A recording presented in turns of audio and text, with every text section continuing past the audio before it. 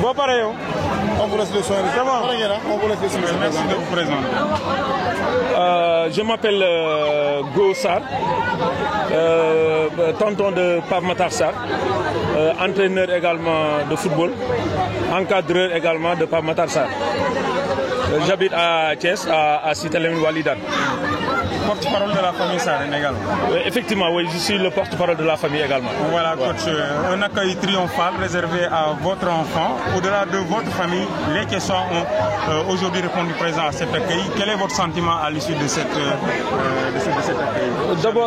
D'abord, nous tenons à s'excuser par rapport au manquement dû au retardement du joueur. Vous savez, à 20h, il a un vol pour Metz, donc il doit retourner à 20h. Mais vu le protocole, on a essayé maintenant de le faire venir pour le respect du peuple sénégalais, pour le respect des Thiessois, pour le respect du quartier et pour le respect pour vous les journalistes. Maintenant, par rapport à l'accueil, je pense que c'est la question. Mais on est très fiers, on est très contents des Thiessois, des Sénégalais en particulier. Et vous dire également, si Pape Matar aujourd'hui en 2022 fait partie de l'équipe de Aliou Cissé, de l'équipe du Sénégal, vainqueur de la Coupe d'Afrique, c'est une fierté thiessoise. Thiès a toujours eu des champions. Avant Pape Matar, je pense que nous c'est papa. C'est vrai, on n'a pas été à son niveau présentement. Mais Thiès a toujours eu des champions, des lions. Si on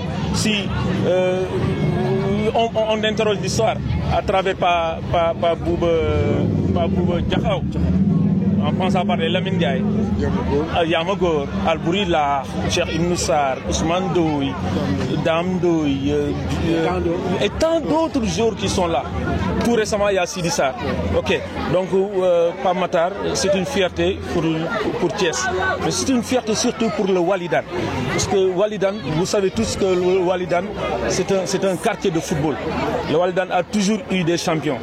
Et cette structure de Walidane est managée et coachée par d'anciens bons entraîneurs. Je peux dire Cheikh Sadibou Sarr, les Pierre Sow, Thiès, tu touches les pas Lucien Préra, hein, les pas Gilles. Hein, à Diakhao, il y a les pas Zali et autres. Donc Thiès a toujours eu ses champions. Donc Pape Matar, issu de cette ville, issu d'un quartier de football, issu d'une famille de footballeurs. Donc un pareil accueil ne peut pas être une surprise pour nous. Donc maintenant, ça doit être une leçon, donc une continuité, source de motivation, qu'il continue, qu'il travaille, sachant que Thiès a un œil sur lui. Vous savez, en semaine, lors des demi-finales, Pape Matar est entré à la 79-81 minutes. Mais au moment où il est entré, on avait l'impression que le Sénégal marquait un troisième but. Cela veut dire que le peuple thiessois incarne Pape Matar Sarr. Il doit être conscient de ça. Et la famille est consciente de ça. On sait qu'il lui reste beaucoup de choses à faire, qu'il ne se presse pas. Justement, coach, 2015, il était meilleur joueur de la finale zonale. 2022, champion d'Afrique, je travaille. Champion d'Afrique avec l'équipe nationale. Est-ce que vous vous attendez à cette progression-là?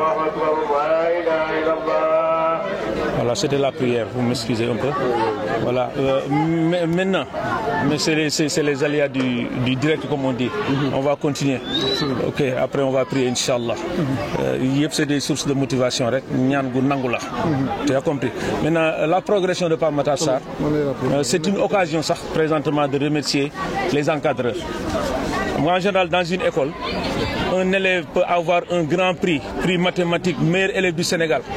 C'est parce qu'il a fait la terminale, il a décroché sa mention. Mais cet élève-là, ses premiers pas à l'école, qui les ont guidés, c'est les encadreurs de l'élémentaire. Donc la réussite de Pape Matar aujourd'hui qui est dans un chemin, la réussite actuellement de Pape Matar, nous rendons hommage à Cheikh Ibn Sarr, Mamadou Sayer Bari, moi-même Gossar. Donc il y a des encadreurs qui ont été, dès les premières heures, dans ce quartier, assister ces gosses-là. Aujourd'hui, ils sont devenus ce qu'ils sont aujourd'hui. Maintenant, la progression, c'est la continuité par rapport à le travail qui continue de se faire dans ce quartier. Vous savez qu'ici c'est un quartier de football. Il y a une école de football dont sont ici les Pamatar, les Sidissar et autres. Ce centre-là, c'est Fayako.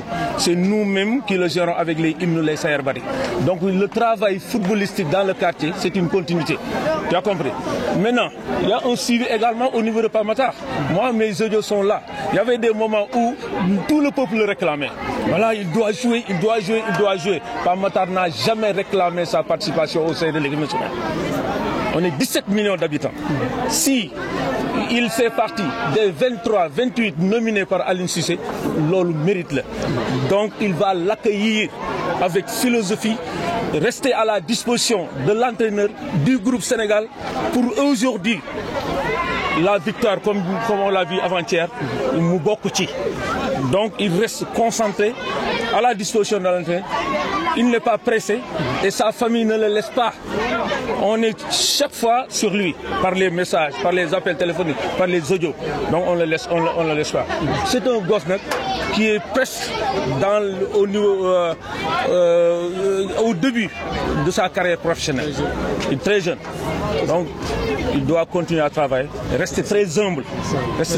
Continuer à travailler et nous les parents, nous ne le lâcherons pas, Inch'Allah. Merci coach. Si wolof rek nga tënkal ñu tey li fi xew bettul kenn Pape Matar Sarr ñibbisi ñu accueillir ko comme ni ñu ko defee ak ñeneen ñi vraiment mu sigil Thiès sigil Sénégal fii ci Walidane ñëpp ñëw teew accueillir.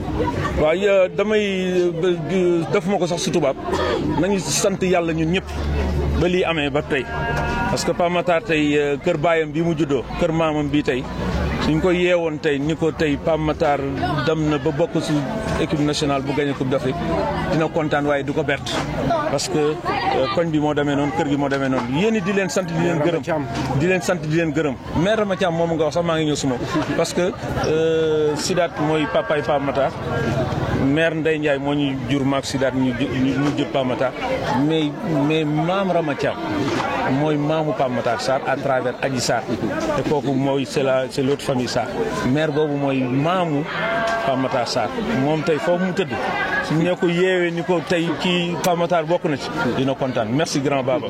Maintenant di leen sant di leen gërëm ci temps bi ñu jël si yéen retardé leen nangam mais booy bi dafa guddee ñëw tey waroon na ñibbi ce matin mais lii la ñu bañoon mu bañ ko raté parce que da ko war a def pour waa Thiès da ko war a def pour waa Walidane da ko war a def pour koñ bi parce que du moom moo fi njëkk a mën a football fii Thiès suñu rappelé toujours ñoom Pa Bouba Diakhao ñoom la Albouri Laax ñoom Sidaat Sarr ñii tey Badara Sarr y a d'anciens ak ñu bëree xam naa su ma limee du ma juum waaye damay fàtte du ma matal ba pare ñu am ay chance nag am ay encadreurs au niveau de Thiès ñu mel ni Pa Lucien Préra ñoom Sadibou Sarr ak ñoom Pa Jules ak ñeneen ak ñoom Pa Zale donc Thiès dafa yàgg am ay champion dafa yàgg am ay damba jeex comme on dit maintenant di sant trop di kontaan tamit su accueil bi parce que tamit lii Walidane mérité na lu mel nii parce que n'oubliez pas que Walidane bii xale bi juddoo mooy première équipe bu jël phase nationale à Dakar loolu leer na ñëpp te vraiment régional tamit kenn ëpp ñu ko fi Thiès Pape Matar nag su juddoo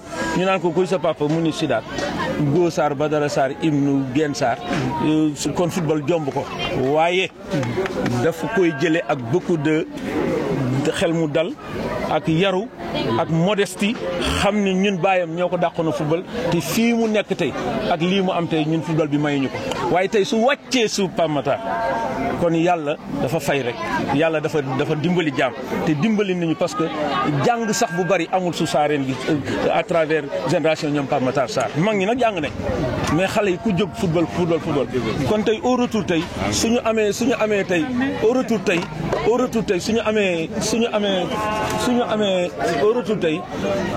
suñu amee tey sacre bi dëgg la pour kër gi la pour koñ bi la mais pour Thiès la pour yéen ñii la pour Sénégal la ñun nag lañ koy conseillé mu xam ne mi ngi soog a dugg su professionnalisme bu mu yàkkamti xale la bu mu pressé moo tax bi période bi amee Coupe d'Afrique bi ñu naan dafa rejeté nangam man le coaching le management de Aliou Cissé billahi wallahi dama ko saluer la preuve tey am na ndam il ne doit pas être pressé et il n'est pas pressé yàkkamtewul te duñ ko may fu mu yàkkamte parce que papam Sidaat entraîneur la day dem vee Gorée wala Njàmbur bàyyi ay joueurs du leen convoqué man mi entraîneur la parfois damay jënd ay joueurs du ma convoqué moom s'il n'est pas convoqué na ko jël avec philosophie s'il est remplaçant na ko accepté te ci loolu lañ koy wax guddeeg bëccëg bàyyiwuñ ko ñoo ngi koy conseil ñoo ngi koy orienté mu continuer liggéey wàcce boppam te xam ni fii football dafa gaaw mu continuer liggéey te moom wanewu ko